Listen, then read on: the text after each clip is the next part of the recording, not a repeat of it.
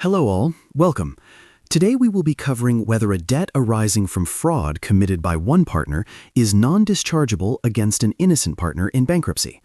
As part of this video, we will cover the audio recording of the case and also cover the decision by the court at the end. Kate Bartenwerfer and her domestic partner David Bartenwerfer jointly renovated and sold a house in San Francisco.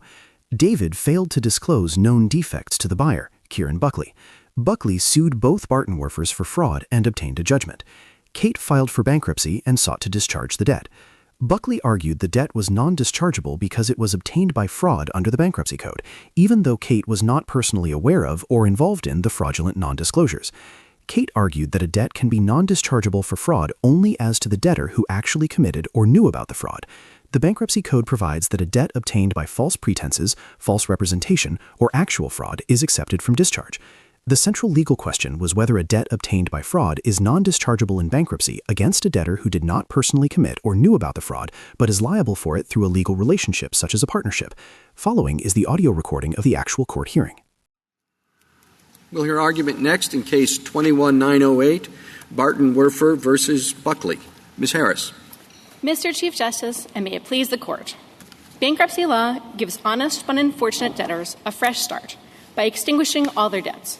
Exceptions are narrow, must be clearly expressed, and reflect debtors' intentional wrongs, not someone else's. 523A2A thus bars dishonest debtors from discharging liabilities incurred on account of their fraud. The Code does not bar unwitting debtors, like petitioner, from discharging debts for others' fraud. That conclusion follows from the text. Section 523 specifies when the individual debtor, as distinct from others, cannot discharge debts. A2A's reference to actual fraud targets the debtor's misconduct by requiring fraudulent intent, just as other tort-based exceptions target the debtor's fault.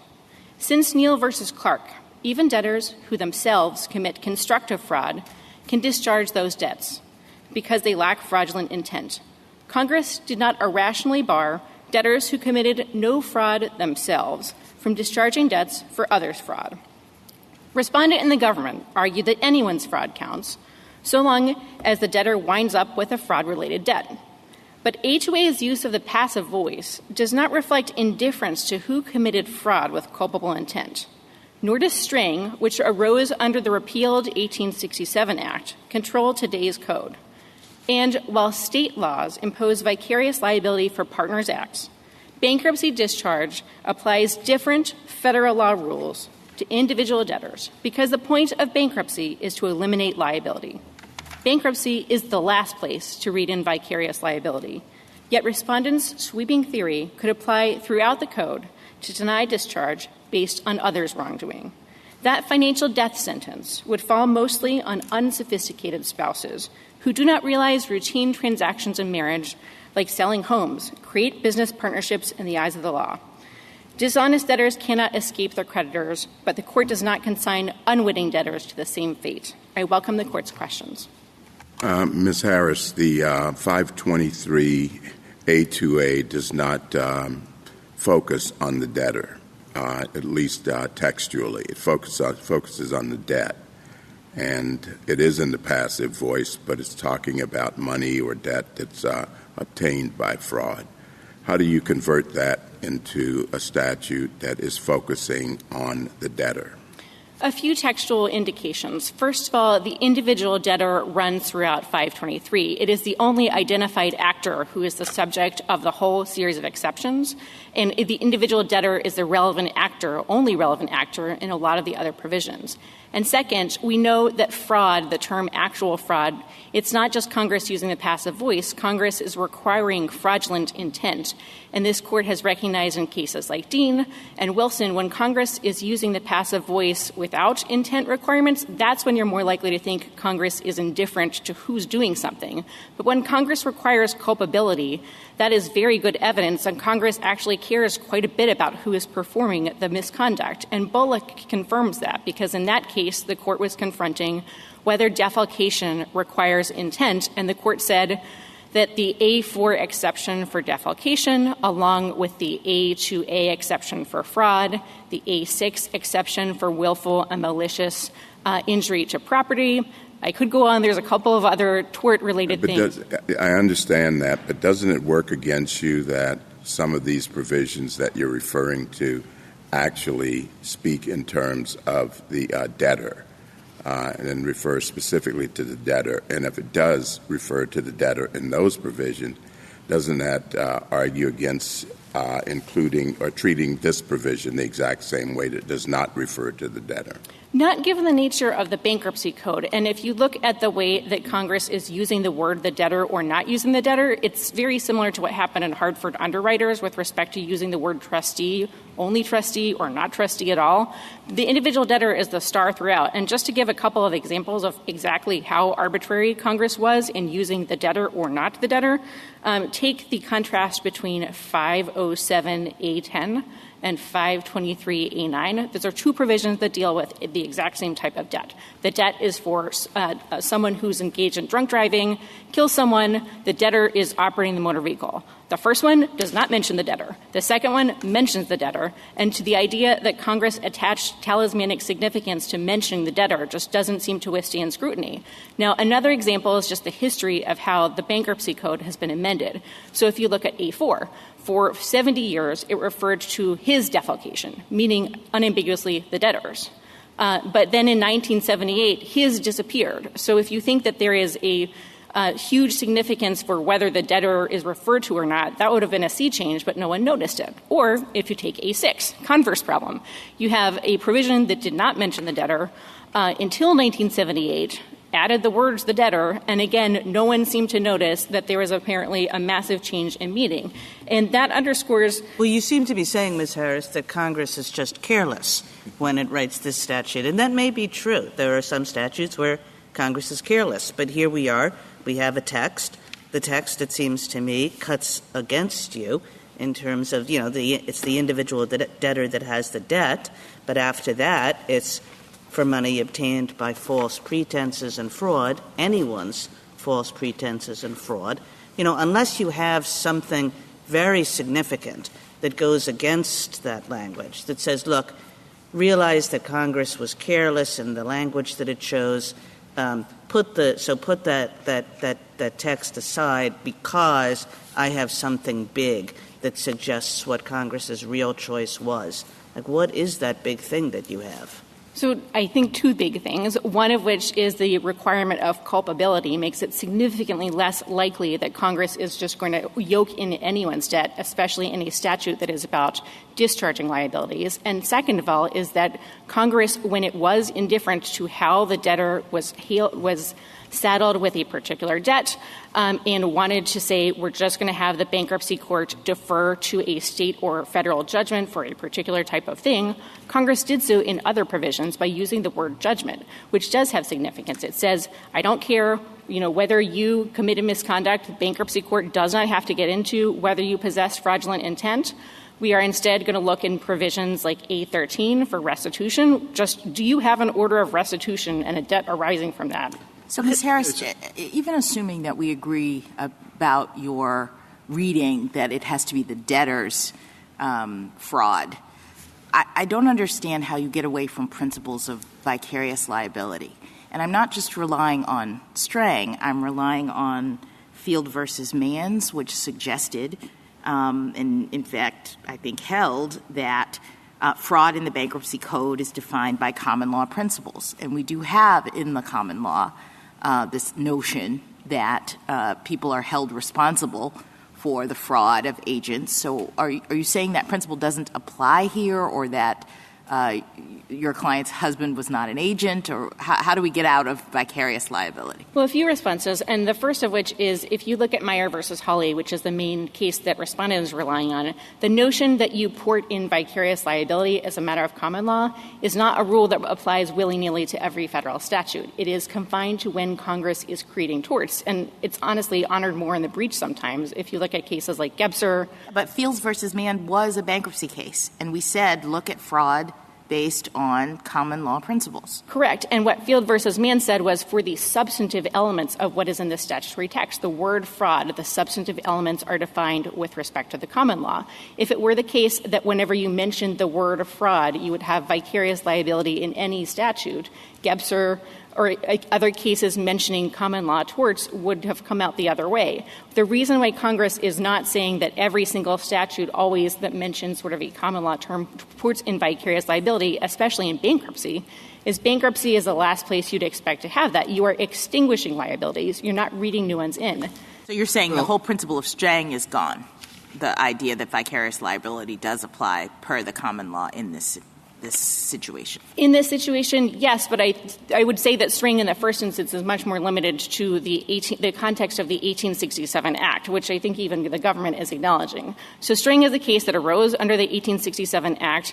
The best case scenario is that it has to do with a tax fraud of the bankrupt, which Congress repealed, got rid of, didn't mention the word fraud again until 1978, did not use the terms of the bankrupt. Instead, in the 1978 Code, starts talking about the individual debtor as someone distinct from partners.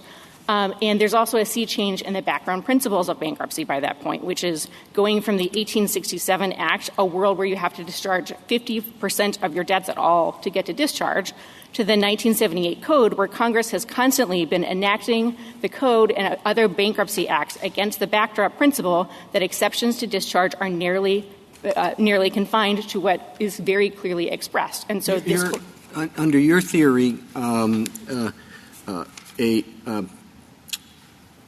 partner or an individual debtor whose partner is guilty of fraud, the individual debtor may well benefit from it, since it's the money may well go to something, assets for the partnership.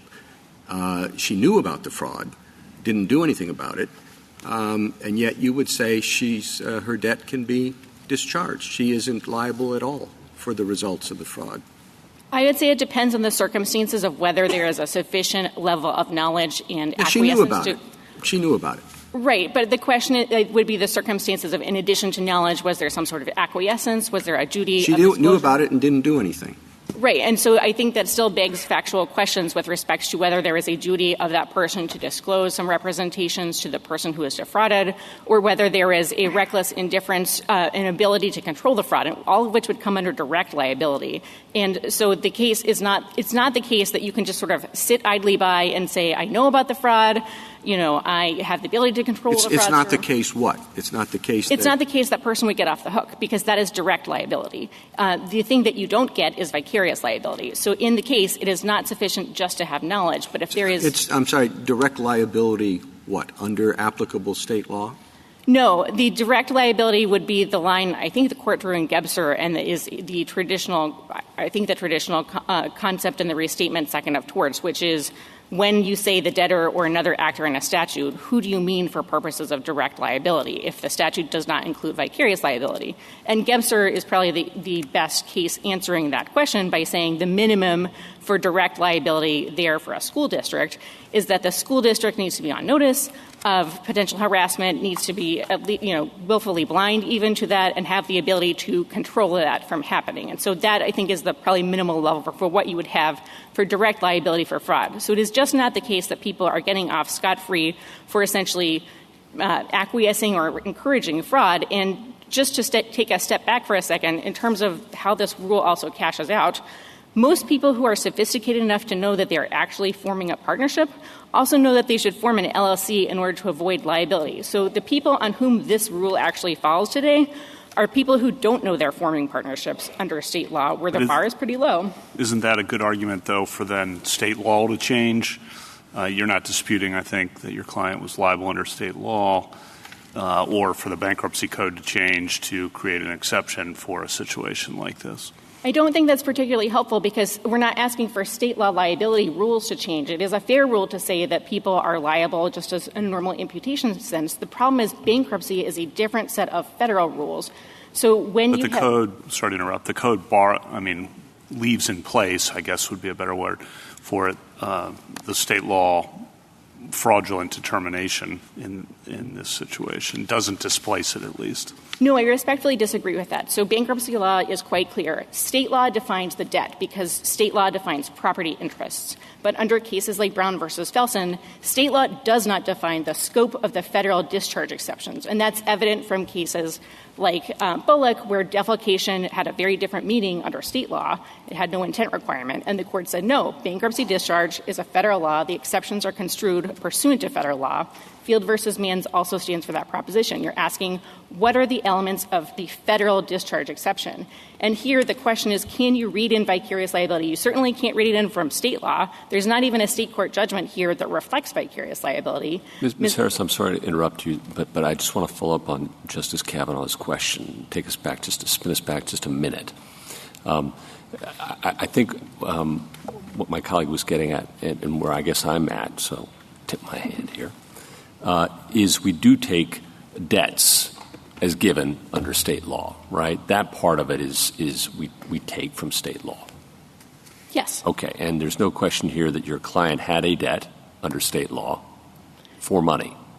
Correct. There's a debt for money. And then the question is obtained by fraud. That's the first half of the statute we're all in agreement on. It's the back half of the statute that we disagree about, right? Yes. And then the question there is obtained by fraud. Does that necessarily mean her fraud, or can it mean another's fraud? And that's a question of federal law. Well, I would just take a step back, because the state court judgment that we have here was also not for fraud. And that's why there is a mini-trial in the bankruptcy court for whether— I understand that, but that goes to the back half of the statute, not the front half of the Correct. statute. And it goes to the federal law question of what's fraud.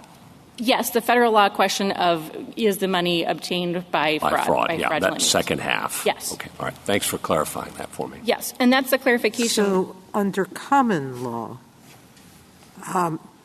aren't you liable for the fraud of an agent or partner? Yes, that is absolutely the liability rule, but it is not the rule that necessarily gets ported into federal statutes all the time. Vicarious liability is not a universal principle that just because you see a common law term or just because even Congress creates a tort, which, again, it's not doing here, you don't just read in vicarious liability across the code. Let's look at our decision in Husky. The debtor, you're saying it has to be the debtor's fraud that counts only. But in Husky, that case involved fraud by a third party, a shareholder, who fraudulently conveyed assets of the debtor company. We held that the debt was not dischargeable, even though the debtor made no misrepresentations to the creditor. The company didn't. The shareholder, an individual, did. But we viewed the company as bound by its agents. So isn't that a federal rule that we announced there on dischargeability? No, and I think— what fraud means?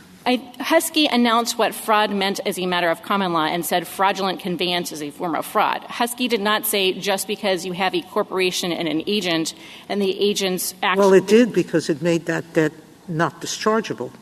And the debtor wasn't the one who did the fraud. It was a shareholder. Right, but for corporations, I don't think just because a corporation can only act through their agents, it means that you read vicarious— Well, usually a shareholder is not considered an agent of the corporation. Its officers and employees are. So we took that principle even a step further than— Respectfully, Husky does not expressly say anything with respect to imputation, and the things that it does say with respect to contrasting A2A and other provisions of the code make it very curious that if there was an imputation holding, it was not discussed. For instance, when the court is discussing the relative breadth or narrowness of A2A for fraud, A4 for defalcation, A6 for willful and malicious injury to property, and the 727 total bars to discharge. All right, may I just finish a thought in answering questions earlier? Have you abandoned the argument that a debtor is responsible for fraud he or she knew or should have known? That is part of the argument, but it's necessary but not sufficient to our argument. So we are saying the debtor must actually have committed the fraud, him or herself. That is consistent with the question. But how about if she knew that her husband was lying? Yes, and if you knew that the husband was committing fraud? Yes, if she knew that the husband was lying. Yes, and that just gets back to the colloquy with respect to, do you have other indications that would suffice to be direct liability? Why do you need more? Meaning, more? If they were partners and the form she signed said, I didn't commit any the fraud, she signed a statement to the bank that said, I'm making all true statements. Not saying my husband is, but I'm making all true statements. She is not liable then? No, in that situation, you would have given me a situation where if she knows that they're not true, she's making affirmative acts. That's clearly direct fraud. She is directly liable. And in addition to that, under principles of direct liability, the debtor would also be liable for encouraging fraud, for inducing fraud. If you have fraudulent intent, the next question is, what is the minimum amount of direct involvement to complete the elements of fraud? And again, thank you, counsel. I guess going back to the conversation we were having before, when I said, well, why is it that we should essentially insert the words the debtor's own fraud as opposed to obtained by fraud that was committed by anyone at all? And you said to me the bankruptcy law would have a higher culpability standard. And I guess I just don't understand why that's necessarily so. You have, as some of these questions have made clear, a limiting principle, the limit that the state has imposed liability. You have enough involvement for the state to impose liability because you have been a member of a partnership and one of the other partners has committed fraud and you've gotten the benefits of that and you need to be stuck with the burdens as well. And why are you so sure that bankruptcy has a higher standard? And, I do think that this would be reading into the text, so we need a justification for that. So I think the justification why we're not reading something into the text is under that line of logic, this court's decision in Bullock probably should have come out the other way. Because you start from the premise in bankruptcy, of course there's a state law liability. That's the whole point. You're there because you have debts. State law, for whatever reasons, has chosen to put you on the hook. And in Bullock, there was a defalcation judgment. The person had not done it with any sort of culpable intent, but was still liable for a state law debt for defalcation. And this court said, for purposes of the federal bankruptcy exception, a different rule governs, and it's not reading something into the statute to say culpability is required. You're just interpreting the substance of the elements. And the court said defalcation really similar to fraud under A2A, and the thread running underneath the code is that culpability is what justifies the exception from the rule that discharge exceptions, normally you get discharged. Normally you always get discharged. And for Congress to depart from that principle, you need a pretty good justification. And the court said fault is that justification for these exceptions. So it would be extremely curious for the court to say, doesn't matter, if you committed constructive fraud, don't have fraudulent intent yourself, you're fine, you get discharged. But someone who has no fraudulent intent whatsoever is still on the hook based on thinking that you're reading in vicarious liability or other principles into the statute. And that is what I think is contrary to the tenor of Bankruptcy Code and the reasoning in cases like Bullock. And there's also no stopping point, apparently, to that position. But it's not contrary to what we actually said in Field. And so I'm still really confused about the suggestion that common law principles apply, or that we've said common law principles apply, but only when we're talking about the substantive elements. I mean, if you read Field, it's very clear, it's a Justice Souter opinion from 1995, that we're saying that there was no reason to doubt Congress's intent to adopt a common law understanding of the terms that it used in this very statute. Yes, that is correct. And we're looking at the terms in the statute. The terms in the statute are the word fraud. And so the court says the substantive elements are fraud. And maybe another way of showing this is by talking about Grogan versus Garner, which is a case where the court is not dealing with the elements of fraud, but what is the standard of proof for fraud? That's not covered in the text of 523A2A. And the consensus of the states was you need, a clear and convincing evidence standard to show fraud. And the court said, no, we're not going to go with that. We're not going to just port in the state law standard. We're going to ask, what is the federal standard that should govern that exception? And the way the court got to the conclusion that the preponderance standard was the right one was by looking at other parts of 523A and trying to read them as a harmonious whole. So is your point that it's not construing the terms of the statute to determine to whom it applies? That when it says obtained by fraud, to the extent that the court is trying to assess whether it's the individual debtor or, their agent or anyone in the world, the court is not construing the terms of the statute? Because we say in Field that when we are construing the terms of the statute, we look to the common law in this context. Right. So the position on vicarious liability, at least as I understand it to be by the other side, is it wouldn't matter if you said the debtor or not. So the question in the first instance of who's obtaining the fraud is passive voice. The question is, does it mean the debtor? Does it mean anyone? Does it mean someone else? And you look at the context of the code and the other actors to figure it out. With respect to whether there's vicarious liability, again, I take it even if you mention the debtor, the argument that's being made. The statute mentions the debtor, as you say. The statute says individual debtor, right, at the beginning of it. And so when we're trying to figure out, it says it does not discharge an individual debtor from any debt for money, et cetera, obtained by fraud. So when I'm trying to determine what individual debtor means, why can't I look at Field and say, okay, does individual debtor mean only that person, or does it mean that person and their agents, as Field seems to suggest that I'm supposed to do? Well, I think Field would be contrary to the definitions and the usage throughout the Bankruptcy Code had it actually held that, because the individual debtor is defined as distinct from and juxtaposed against partners, spouses, dependents, et cetera, throughout the code in at least 21 places. And so it is in direct contrast to statutes like Title VII, where the court said, hey, there's a definition of employer that includes agents. That's actually when the court would think that a tort-creating statute would create vicarious liability. May I take you back to – did you finish that answering, Justice Jackson? Could I take you back to Strang and inquire about your grounds for distinguishing it? You mentioned very briefly that we shouldn't be concerned about it because it was interpreting the bankruptcy law in effect in 1885, but the statute in effect there was more hostile to your position than the statute in effect here, because it said by the fraud or embezzlement of the bankrupt. And then you have another argument in your brief, which is that Strang was federal common law. I don't know whether that's true, because whether a debt is dischargeable or not is a question of federal bankruptcy law. But if it was a question of federal common law under the pre-Erie regime, whether the liability, the dischargeability of a debt by one partner is dischargeable against the other partner, would we not look to what has taken the place of federal common law under Erie, which would be state law? So we would look to state liability law.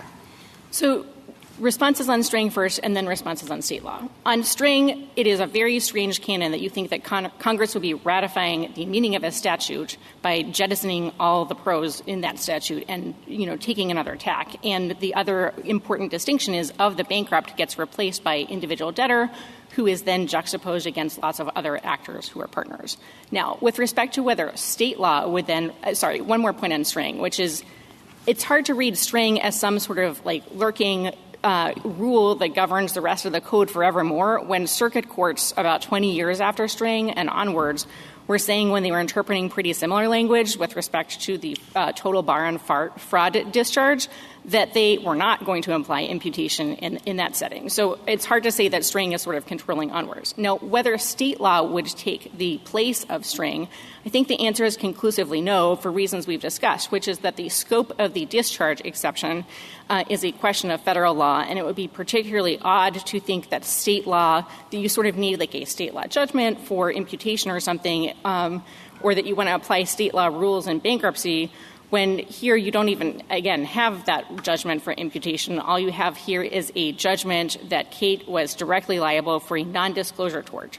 So, no, I don't think the federal bankruptcy code shifted to a world in which you look at the statutory terms just governed by sort of California law that would create a very non-uniform scheme.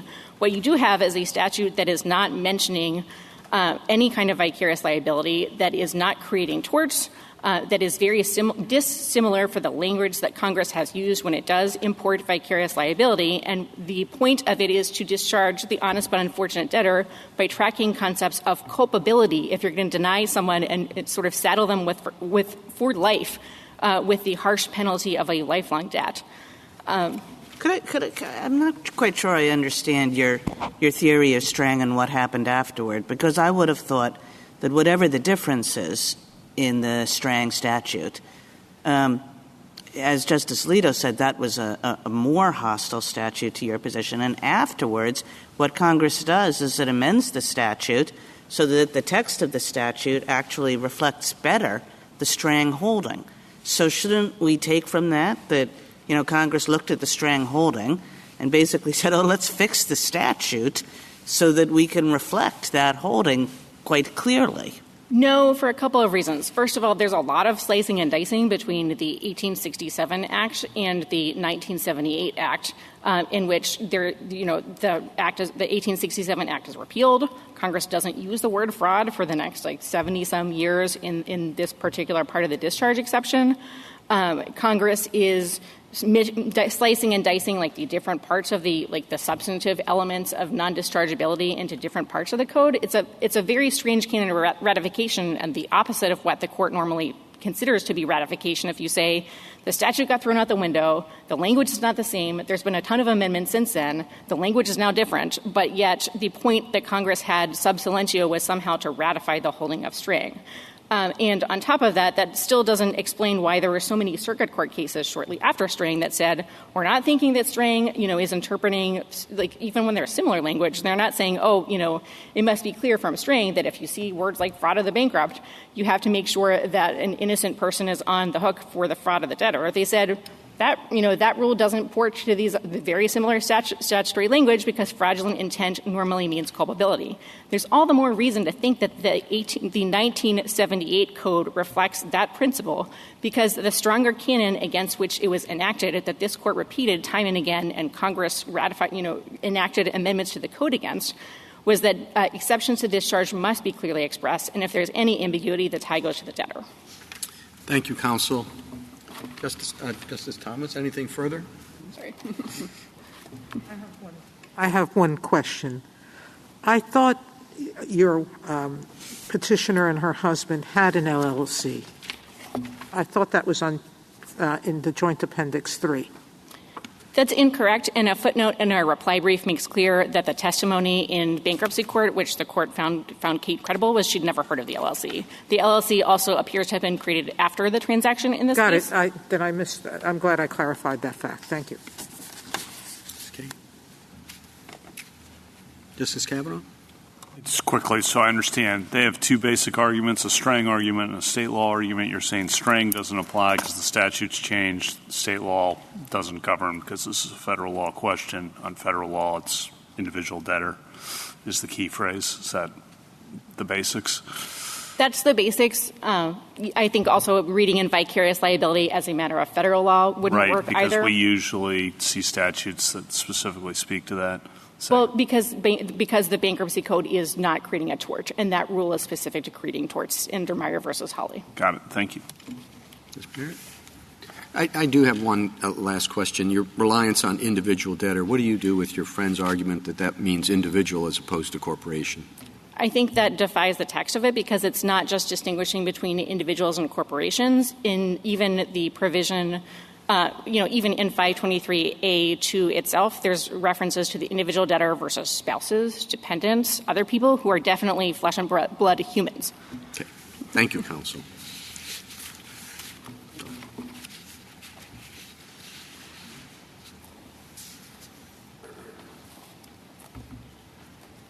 Mr. Tripp?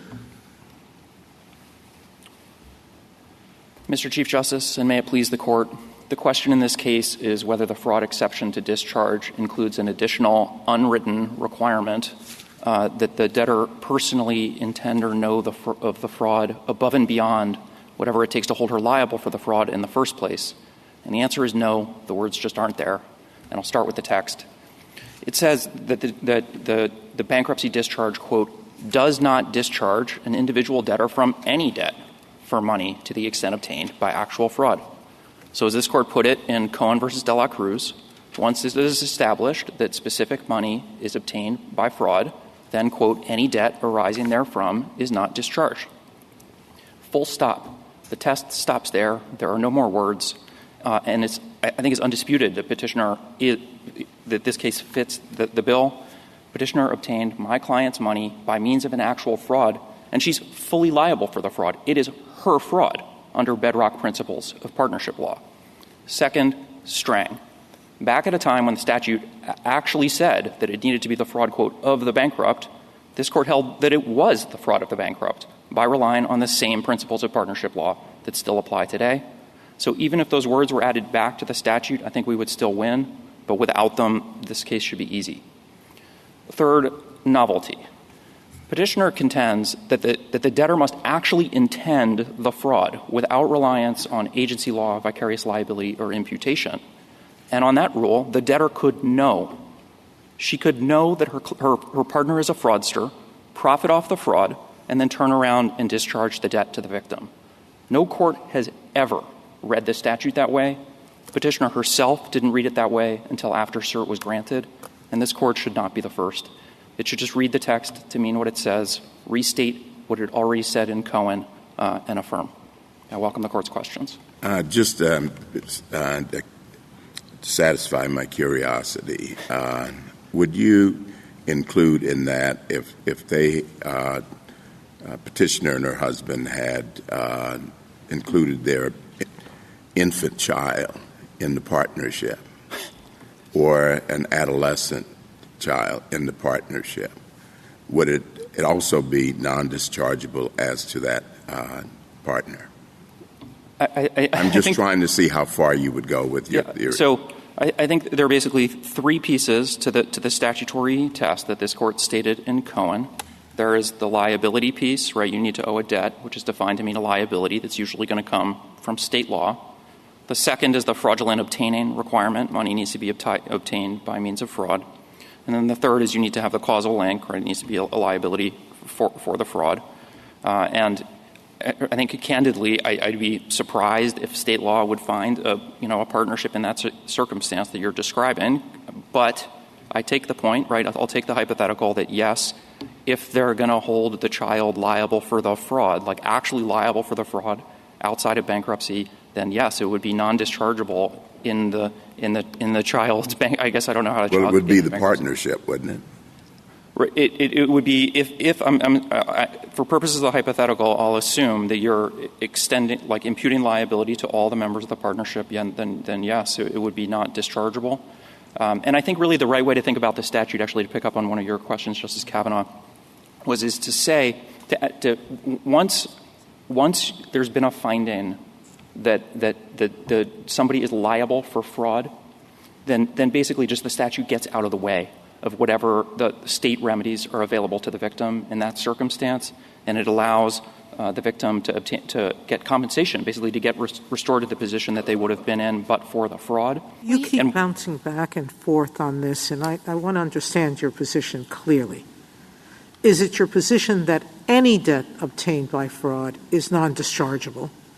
Or is it your view that any debt obtained by fraud in connection with a partnership or agency relationship of the debtor is what is non-dischargeable? I'm not adding those additional points. So then let me give you the hypothetical different than Justice Thomas's. I obtain a loan fraudulently. Later, I sell that debt to my friend, Justice Thomas, who has no idea about the fraud. Justice Thomas then struggles to pay the debt, and he files for bankruptcy. He wants to discharge the debt. Can he? Yeah, so I'll walk through, and I want to be clear that the tests we're advocating— Yes, he can be liable? Can I just walk through it? I think it helps.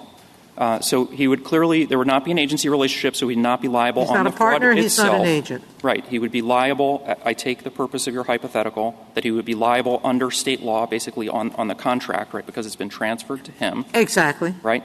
And then the question would be, does state law actually impose — there would be two remaining questions. So right. One is, does state law actually impose liability on the person in that circumstance? I think the answer would be yes, as you're describing it. And then the last question would be the causal link. Is this a liability that is really for the fraudulent obtaining of money? And I think that becomes a question under this Court's cases about the causal standard in this statute. And we're not asking to break any new ground here. This is the easiest case. There's not a word. I understand. I gave you a hard case for a purpose. I want to be clear. I will take this, and I think as you're describing it, probably the way this court has articulated the causal standard in its own cases, right? There's two pieces to causation. It has said arising from, resulting from, traceable to, and on account of. It's used a couple different formulations. I think that debt would satisfy that, and then the question would be, is there some kind of proximate cause check on that? And that's something this court really hasn't explored. It has some cases like Archer versus Warner start to get into this, but this case is not one of them. There's not any briefing about proximate cause. I think it's not the place to get into that. But I will also say that if at the end of the road the answer is the person is liable, I think that's really just the consequence of the plain language that Congress has enacted. Counsel, you have a good argument on the text, but there is kind of an anomaly here. 2A doesn't focus on the debtor, focuses on the debt. But then B, which is about use of a statement in writing that's materially false, focuses on the individual debtor, as does C, which is the luxury items, within 90 days. Do you want to address the anomaly? Yeah, sure. So, of course, B is an exception to A, and so we would usually think that it would operate differently. And the ordinary inference that we draw from the presence of references, these specific references to the role of the debtor in B and C, is that Congress cared in B and C how exactly the debtor was involved, whereas in A, the absence of that why language. Would Congress have cared? I agree with you. Look, I think the language cuts in your favor. I'm just asking you, as a policy matter, why do you think Congress would have had such a harsh result on A, whereas in B, when there's actually a use of writing, you're not liable just on the debt. It has to be. Yeah. So actually, there's a good history of this in Field versus Manns. B is a very different provision, has a very different history and background. It used to be a complete barrier to discharge, not just an exception. You get no discharge at all. And what was happening was that banks were duping debtors into taking on credit. But I thought that history explained the materiality requirement. I didn't think that it necessarily would explain the writing requirement. I think it is essentially a debtor-specific problem where specific debtors were being duped into making false statements. And so I think it's at least plausible that Congress could have wanted to have a debtor-specific rule there. But I also want to be clear, I think as we mentioned in the briefs, I think you probably would impute there, too. That's what the Fifth Circuit has held in the Osborne case that we cite in our briefs, so that when you make a false statement in writing to get a loan through your agent, you get your lawyer to make the loan for you instead of doing it yourself. I think that probably would be non-dischargeable. But I think maybe a critical point is you don't need to decide the meaning of any of the other exceptions to rule in our favor here. Ours is laser-focused on the text of this one. But, counsel, with respect to the text of this one, I guess I'm trying to figure out why the way in which you're interpreting it is the most narrow way. You're encouraging us not to do more than we have to, and I understand that. But why wouldn't the text just lend itself to the kind of Strang analysis of vicarious liability where we look at 523A, and it talks about, discharge of the individual debtor, and we may even accept the petitioner's view that it has to be an individual debtor who commits the fraud for the purpose of this case, and we say just that the individual debtor's liability can arise through vicarious liability, see Strang. I don't understand why we would have to go further and say it could be anyone's fraud for the purpose of this case. I think we would be perfectly happy with that. I think as long as your opinion says affirmed or dismissed as improperly granted as the bottom, we're good. Am I right that that's a narrow? It sort of seemed like you were asking in your first statement here to do what I would consider to be the maximalist thing, saying it has to be anybody. It can be anybody's fraud. And then you said, but there's also Strang, which seemed to me to be a narrower way to do this, but maybe I'm looking at it wrong. Yeah, I think candidly we're happy with either. I think really the better reading of the text as a whole is simply actually what the court already said when it was paraphrasing the language of the test in Cohen versus De La Cruz. But I guess maybe a key sort of textual point on this is, of course, it doesn't say it needs to be the fraud of the debtor, right? That language is missing. And then as per Field versus Manns and Strang, I mean, really, even if it did, this is the fraud of the debtor, right? It all just circles back around. And so I think there are multiple layers that sort of reinforce just the plain meaning of the argument the deeper you dig into it. Except that it's not Justice Thomas's fraud. He wasn't a partner with me who committed the fraud. He didn't even know about the transaction, that it was fraudulent, so why should he be held liable? So that's the advantage of Justice Jackson's approach, isn't it? Yeah, and which, of course, we're comfortable with. And somebody will have to explain to me, I'm assuming the government will, why we can add that vicarious liability, or did under slang, under whose common law, state or federal, but we'll figure that out. Well, just trying to find something you're not comfortable with. It's not clear to me that Ms. Bartenwerfers obtained access to the funds involved through fraud, even if it's vicarious liability. She obtained access through vicarious liability, and the statute requires fraud. And I'm not sure why you jump right away to fraud rather than the actual way in which she obtained access and incurred the debt was not by fraud. It was by vicarious liability because of the fraud of someone else. So can I take you back to the text on this? Because what it says is that what needs to happen is it needs to be for money obtained by actual fraud. It is undisputed that she obtained the purchase price she obtained the money. That's never been disputed. But she incurred the debt by vicarious liability, and it's the debt that she's trying to discharge under the statute. Yeah, but what the statutory test is focusing on is what was the means for obtaining the money. The answer to that is fraud. That's been undisputed. And then the question is she liable for the fraud? And the answer to that is actually yes on both the front end and the back end. First, it covers any debt, and debt is defined to mean liability. So I think that is natural. Pause before I lose the train of thought. Obtained from the debtor, right? That's the obtained you're talking about. Right. Well, that wasn't her. That was her business partner. He's the one who obtained the money. The reason she's liable is because of vicarious liability. No, I want to. Well, on the obtaining, I think one of the reasons there's no argument in this case about the obtaining element, it's never been disputed in the case, is that we bought the house from both of them. They were both on the title to the house, so they both obtained the money. The partnership obtained the money. She also obtained the money through the eyes of partnership just because law. it's the first time doesn't mean it's still not an argument. And the argument is, yes, I understand the notion of a business partnership, but to the extent we're talking about why this individual is liable, it's because of the business partnership. It's not because she did anything. Her her husband did do something. And I understand the idea that under state law, she's on the hook for the debt because of vicarious liability, not because of any fraud that she's responsible for. So yeah, they got the money, but I'm saying So I take the point about vicarious liability. I think again, my main reaction, first response is the text. It doesn't differentiate between vicarious and direct liability. It says any liability. It says obtained. It's any liability, any debt for money to the extent obtained by actual fraud. And so I think the text gets you a long way there. I think it actually gets you all the way there. I think another important response, I think, underlying some of these concerns is about it's getting at this sense of the fresh start policy.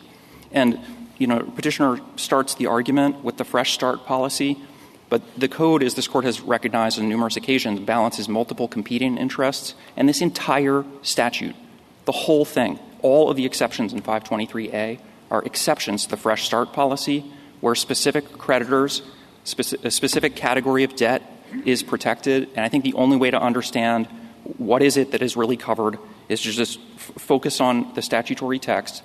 And the way this court paraphrased it in Cohen is the same way, I think, frankly, that it reads on its own, and it also gets you to the same place you already got in Strang.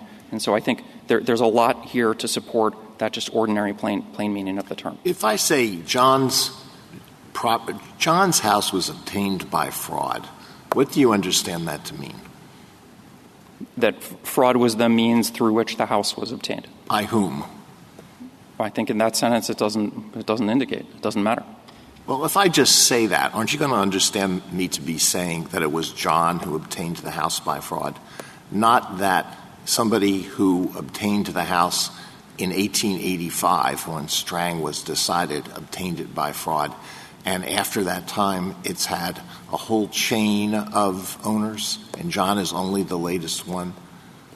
You might think that John obtained the house, but it doesn't require that through the fraud, but it doesn't skip over past obtained to the fraud element, which is what petitioner really needs it to do. Well, what I'm getting at is that you are relying on a semantic reading of this language. And, I think you're right. But in context, it could mean something very different. And I don't know how much we can get from context, because when I look at all the provisions that have been cited, some talk about the debtor, some don't talk about the debtor, it looks more haphazard than a pattern from which we can infer very much.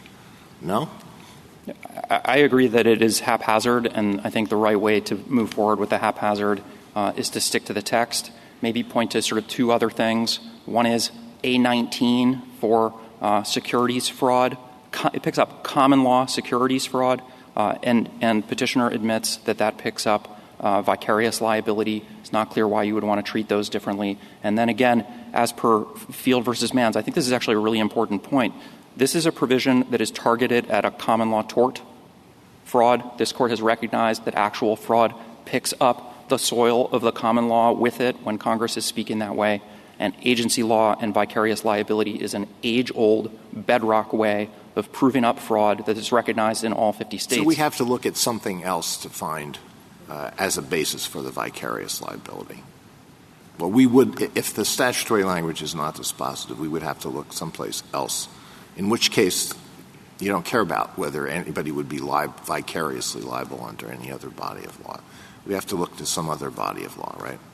I think, yeah, you would normally look to state law vicarious liability, although as for these I think it's undisputed that on these partnership agency principles, the vicarious liability is uniform. Well, what if the particular state has some very far-reaching and esoteric and sui generis principle of vicarious liability? Then what? I think then that comes back to the answers to the hypothetical and the right way, the hypotheticals earlier, and the right way to understand what the statute is getting at. The weighty decision when a state is going to attach an idiosyncratic vicarious liability rule is the imposition of liability in the first place. That is much bigger, and most of the time is entered into without a bankruptcy on the horizon. Right, 9 times out of 10, there's not going to be a bankruptcy on the horizon, maybe more. And I think really the right way to understand the statute is to get out of the way of whatever the state law remedies are available to victims of fraud. Whereas what petitioners would do, and this I think is very important, is would cut off a practical remedy that is critical for victims of fraud in many cases. Anytime you have a fraudster who has disappeared, dissipated the assets, transferred them to somebody else, like in Husky, then what the victim needs to do to get compensated is basically to follow the money and follow the liability to the people around the fraudster who are liable for the fraud to the victim. And petitioner would interpose through that with a novel and I think maybe shocking rule of vicarious liability that even if you know the liability chain gets cut off, and I think there's a good reason why the states have uniformly rejected that. But your rule is even if you don't know. And, this idea of once there's liability, the statute gets out of the way. Well, there's always going to be liability because there wouldn't be a debt unless there had been liability. So there really isn't a limit. I mean, if there's a debt, there's liability. And I think what Ms. Harris was suggesting was that even though a literal reading of the statute would not give you the fact that this has to be something that the debtor herself was responsible for, the underlying notions of culpability that we typically think of when we think of the Bankruptcy Code would suggest that result. Maybe 2 responses to that. So one is I think she is culpable under this very basic sense that it is actually her fraud. She stood to benefit from it. In partnership law forever, it has been that the bidder comes with the sweet not heads I win, tails you lose. So I think that's a basic response to the concerns about culpability. And I guess also, as I was saying earlier, there is also the second check that it needs to be the liability for the fraudulent obtaining of money, right? There is a causal link that is required in the statute. And here it's easy because this is liability for fraud itself. We proved up all the elements of fraud. And maybe that's something you could explore in a future case, but it's not here today. Thank you, counsel. I have just one question that really is out of curiosity. Why did the trial in this case take 19 days? I'm not sure I have a great way to answer that other than to say that it was quite difficult. There were a number of different problems with the house. There was conflicting testimony from petitioner's business partner. And so I guess I don't have a fulsome answer to that question. Well, I'm sure it's not your fault, but that's an awfully high expenditure of the funds of the federal judiciary for this. Justice Thomas, anything further? Just out of curiosity, in what sense is she a partner?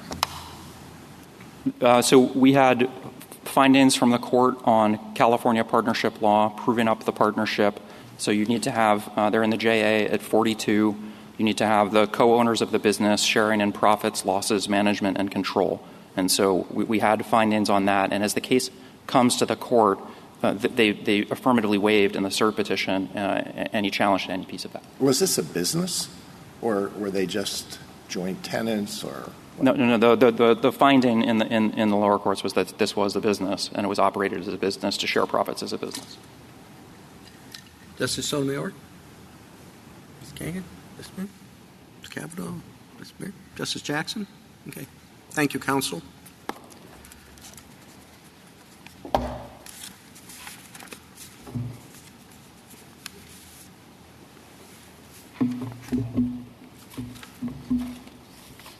Ms. Ross? Thank you, Mr. Chief Justice, and may it please the Court. The plain text of Section 523A2A bars discharge of petitioner's debt to respondent.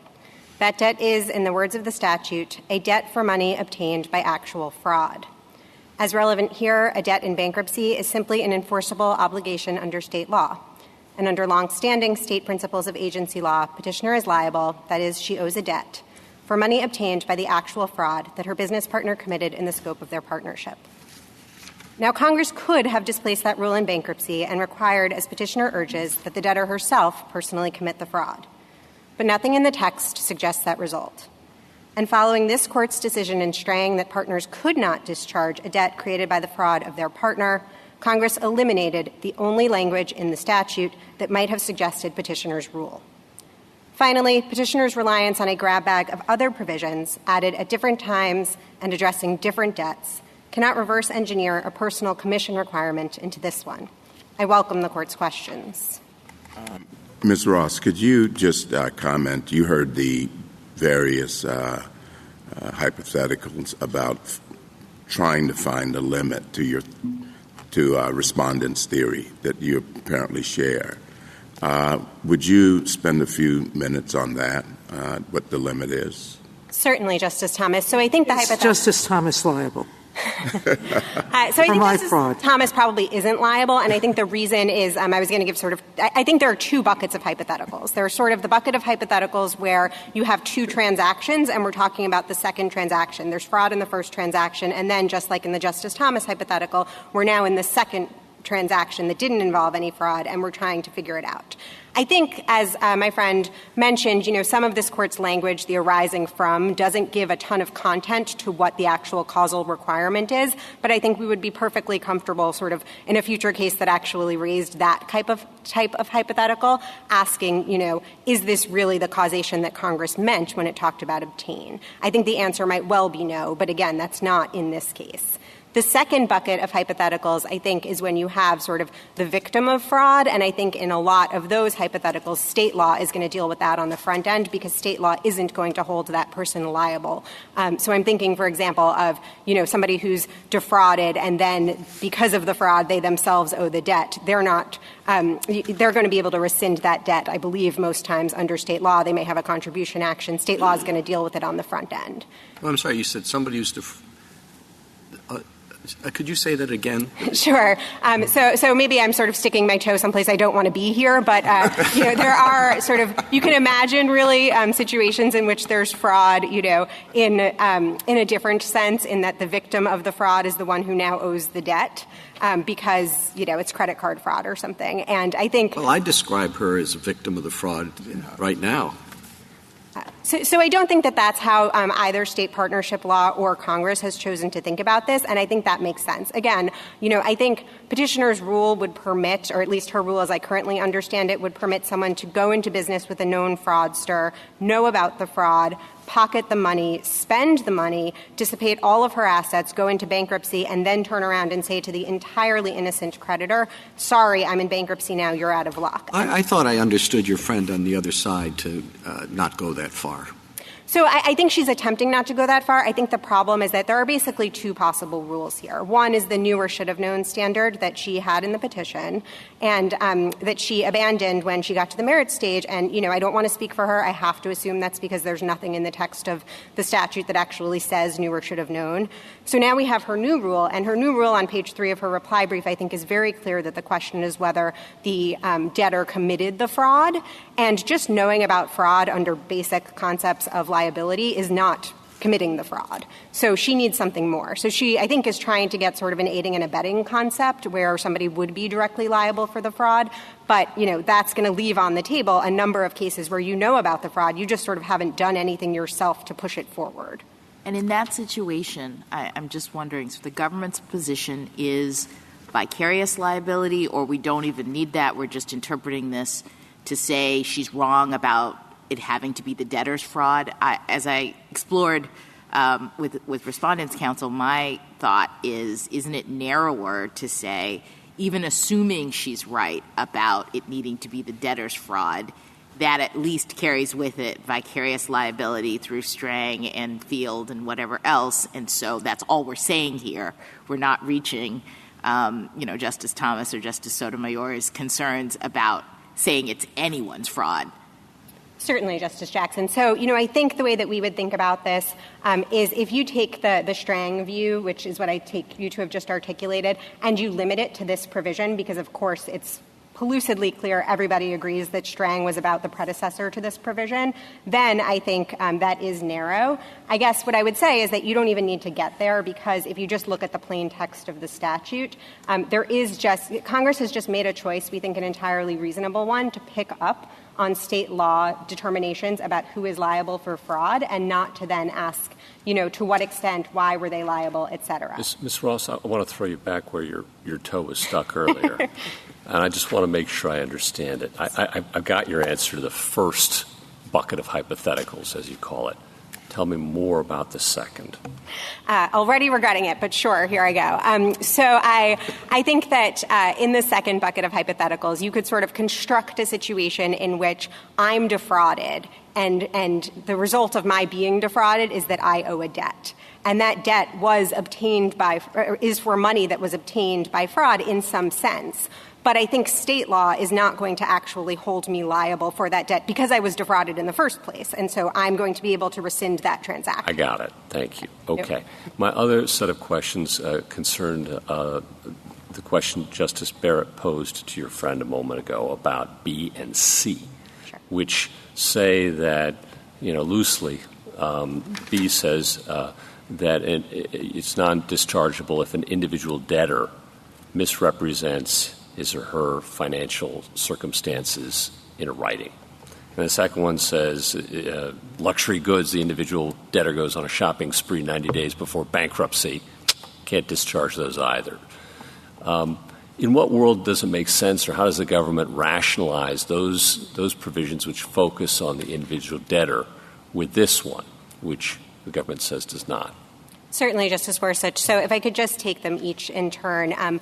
B, as my friend mentioned, is a carve-out from A. So we're necessarily in a world where Congress wanted to make it easier to discharge those debts. So there are more things that you have to prove. So in B, for example, as Justice Barrett pointed out, you need to have a writing. Nobody thinks that because there's a writing requirement in B, there's a writing requirement in A. That's just not what Congress wrote. Let me just push back there. if Congress was concerned with if the policy judgment were proceeds in fraud, regardless who committed them, should be non-dischargeable, those debts, right? That's a good I can see that policy argument. That's rational. I can also see a rational argument that it's got to be the individual debtors. And so when I'm stuck between two rational policy arguments, as a judge, it doesn't do much for me, right? I mean, that's across the street. But here you do have a suggestion that a misrepresentation in writing about your financial condition by your partner would not be a problem and could be dischargeable. Or if I bought luxury goods for my friends or my partners, those debts would be dischargeable. So it's the two policy judgments seem to me to be tugging at each other here. I could understand one or the other, but it's very hard for me to understand a little bit of this and a little bit of that. Certainly, Justice Gorsuch. So, of course, the first thing I would say is that normally we look at the text, not trying to figure out what Congress is thinking about. And I think the inference runs exactly in our favor and exactly counter to my friend's point that, because it's in B and C, you have to sort of read it into A is not how we normally do. But give me a rational explanation. Sure. So the rational explanation on B is that the particular practice actually was written statements where financial services companies would have a consumer say, it would say, please list all your debts. But then they'd say, no, just list one. That's okay. And so they were sort of duping people into making that kind of a misrepresentation. That's why we have the writing requirement, I think. And I think it's rational for Congress to say, we think this is a really bad thing that that these companies are doing, and so we're going to limit sort of the ripple effects. If they kind of get away with it somehow, we're just going to limit it. We're just not going to go any further. On C, I think similarly, Congress there was creating a presumption of fraud, so things that fall within C, the shopping spree, are presumptively fraudulent for purposes of A. I think you could read that either way, allowing imputation or not, but even if you think it doesn't, I think it's entirely rational for Congress to have focused a presumption on people who know themselves that they're about to go into bankruptcy. Very helpful. Thank you. And I guess the best way to deal with Justice Barrett and Justice Gorsuch's views that it means that those provisions mean the debtor is to say something like the debtor's fraud is what's at issue, but it includes the alter ego of the debtor, such as partners and agents of the debtor. I think that's certainly one way that you could deal with it. Because that's what Strang and Field did, isn't it? I think that's right. I mean, I think what I would say about Strang in particular is that, I can understand my friend's reticence to sort of read of the debtor in all over the code, or to say that wherever that's in the code that would necessarily require imputation. I don't think the court needs to cross that bridge here. I think it's very clear that when Congress was responding to Strang, that was in the 1867 statute, the fraud of the bankrupt language. It had already been repealed by the time Strang came to this court. The next bankruptcy statute was in 1898, and what Congress did was it kept fraud, but it took out of the bankrupt. And so I think at least when we're thinking about this provision, it's very clear that Congress, of course, has never sort of reinserted of the bankrupt. My friend notes that, it's changed from bankrupt to individual debtor. I'm not sure where that gets her because it also hasn't said of the individual debtor. So, yes, I mean, that's a long-winded way of saying yes. I think that you could certainly limit it to that understanding. Do you think Ms. Harris is right that this is all kind of like an accident? That you take the Bankruptcy Code as a whole and you say whether it says of the debtor, whether it doesn't say of the debtor, Congress was careless, Congress wasn't thinking about it, it means nothing. Now, even if she's right about that, she might still lose because the text is the text. But I'm just wondering whether you think that that's right, that this is basically carelessness. So I guess I'd make a couple of a couple of points, Justice Kagan. The first is that I don't think it's carelessness writ large. I think there may be individual instances where maybe, in her two drunk driver ones, like you can't make sense of it. I don't think you should say that because there are a couple of those that the whole statute makes no sense. And that's particularly true in a statute like this one where we know that Congress has added, there are 19 exceptions in 523A. They've been added over the course of 100 years, often in statutes that have nothing to do with bankruptcy itself. So I don't think you can say that, the whole thing, you got to sort of throw out this idea of trying to make sense of it because of a couple of anomalies. And I think least of any place where you would say that is A2A, because we have this history of Strang where it looks very clear what Congress is doing. We also have this background rule that is, runs throughout partnership in all 50 states through the common law, through both Strang and its discussion of Neal, that partners are liable for the frauds of their partners. And so, to the extent that Congress may have been unclear elsewhere, I just don't think that can get you away from the clear meaning and the clear history of this provision. I guess if I could make one more point about something you said earlier, Justice Kagan, about sort of the innocent debtor and how we think about the purpose of this statute as a whole. One, I think it's difficult given this colloquy that we've just been having about how much change and how these provisions have been added at different times. But two, I don't think it's true that because there's sort of a sense of giving a debtor a fresh start as a general policy matter, that's necessarily come through each and every provision. Obviously, these are all exceptions to discharge. But even beyond that, there are a number of them that just sort of say nothing about innocence or fault to begin with. And I think Congress could very rationally here have decided, as this Court explained in Cohen, that what we want here is full compensation from the creditor, and given the background rules of partnership, that this gets you closer to that end. Thank you, Counsel. Justice Thomas? Justice Alito? Anything further? Anything? Good. Thank you. Rebuttal, Ms. Harris? Thank you, Mr. Chief Justice. 3 quick points. First of all is with respect to the text. One unexplained aspect of the other side's textual reading is what on earth Congress was doing when it used specific language throughout the exceptions in 523 to refer to debts for various judgments, and why Congress was not there deliberately trying to say, in those instances alone, we are indifferent to whether the debt reflects vicarious liability or not. We're just saying, you have a judgment against you, it's for fraud against a fiduciary that meets certain specifications. That has to mean something. And that is how Congress, in the world after 1867, and certainly in 1978, appears to have been dealing with that problem. So if you want to live by the text, I think they have to die by the text in that respect, because I haven't heard a response to why Congress had chosen that careful language, and a number of the Court's cases do say that the judgment language matters. It says bankruptcy court's hands off, you defer to that judgment. Second point is with respect to the other side's theories.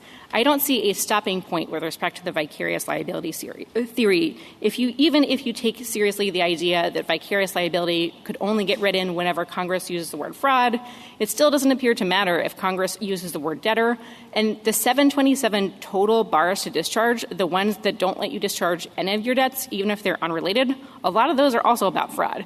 So the vicarious liability theory seems to get you to a pretty uncomfortable place, because no one has ever before thought that the Bankruptcy Code is a minefield of vicarious liability just whenever it mentions a common law term. As for the state law theory, I think I heard the other side suggest that you take whatever state law is to the point where Neal versus Clark might be wrongly decided, because you can be liable for fraud without culpable intent under a lot of state laws. You certainly cannot be barred from discharging fraud unless you have fraudulent intent. That's been the law for over a century. And the idea that you're just sort of having state law components that you defer to in bankruptcy is contrary to the idea that, no, you start off from bankruptcy with a debt. It exists under state law. And the point of bankruptcy is to get rid of that debt as a matter of federal law. And that's why cases from Brown versus Felsen onwards have said these discharge exceptions are questions of federal law. You look to federal law rules. You are not trying to say whatever state law is governs, including fanciful state laws. And then just a final point with respect to the equities here. The fraudster, to be very clear, is always on the hook. That person can never discharge the debt in bankruptcy. All we are talking about here is whether the person who did not know of the fraud, wasn't participating in it, can also be on the hook forever for a lifelong debt. And so when we talk about cases like Cohen or cases like Bullock, the thread that runs underneath them is the idea that the whole reason you get the strong medicine of not getting a discharge under the federal bankruptcy rules, where the norm is discharge, is that you yourself are culpable. That's what Bullock is talking about when it talks about the exceptions all linked by fault. And that's also what Cohen is talking about when it's saying the reason why you can be liable for debts, for anything arising from that fraud, including treble damages, including all kinds of stuff, is because you set the fraud in motion. It's reasonable to hold you accountable for the consequences of that fraud fraud on that basis because they're the foreseeable result of your culpable behavior. That really does not carry over to the individual debtor in this case, who, again, committed no fraud herself. And we ask the court to reverse. Thank you, counsel. The case is submitted. That concludes the audio recording of the court proceedings. The Supreme Court unanimously affirmed the Ninth Circuit in a 9-0 decision. Justice Barrett delivered the opinion of the court. Justice Barrett held that the Bankruptcy Code's fraud exception to discharge applies regardless of whether the debtor personally committed or knew about the fraud. The statute provides that a debt obtained by fraud is accepted from discharge. It uses the passive voice and does not require that the fraud be committed by the debtor. The text focuses on how the debt was obtained, not on who committed the fraudulent act. When a debtor is liable for a debt that was obtained through fraud, the debt is non-dischargeable even if someone else committed the fraud and the debtor was innocent. This reading aligns with the long-standing principle that the discharge exceptions in the Bankruptcy Code are designed to protect creditors from fraudulently incurred debts. Justice Sotomayor filed a concurring opinion, noting that the harsh consequences of this rule are mitigated by the availability of other defenses and by the possibility of separate bankruptcy proceedings for innocent partners. This concludes this presentation. If you have thoughts on this case and judgment, do comment below the video. Also, to receive notifications of future cases, be sure to subscribe to the channel. Please share the channel link with your friends and peers that you think may be interested in or benefit from it. Thank you.